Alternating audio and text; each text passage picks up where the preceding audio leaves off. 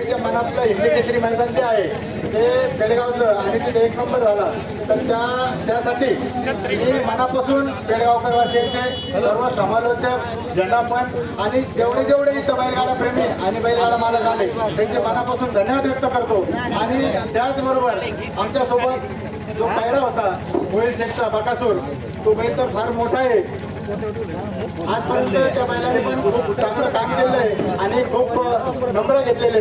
अशा बैलासोबत सुद्धा लखनला आज तिथं सोबत पाडण्याची संधी मिळाली आणि लखनने सुद्धा त्याच्या अगोदर आमच्या परिसरामध्ये मराठवाडा असेल, विदर्भ असेल, तिथं शेकांचा जो बादशाह आहे शेकांचा त्यांनी नंबर घेतले।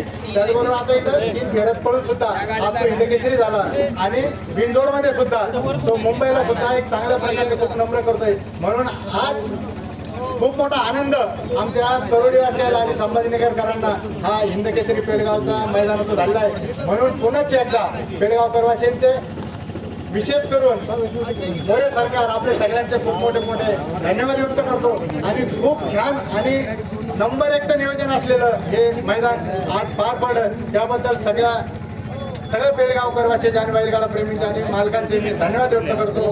धन्यवाद। आणि या ठिकाणी खानदेशमधून यावर्षी पण 1 नंबर केला असा महाराष्ट्राचा लाडका बकासूर, तो महाराष्ट्राचा बैल आहे आणि त्यांच्यासाठी पळतो।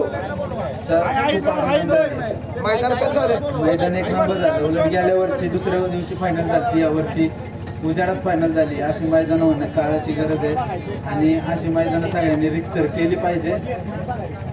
आनंद झाला का तुम्हाला? आनंद